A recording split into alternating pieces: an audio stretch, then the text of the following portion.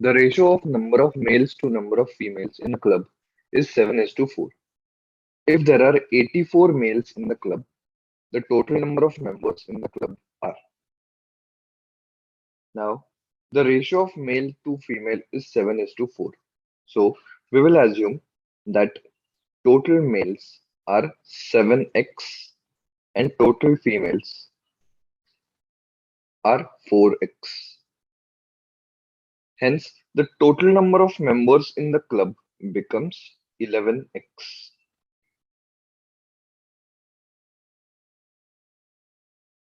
Now, it is given to us that there are 84 males.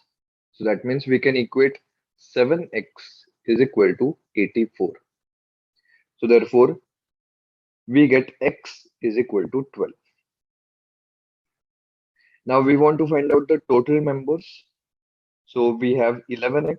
So that becomes 11 into 12. So the answer comes out to be 132. So option A will be our answer.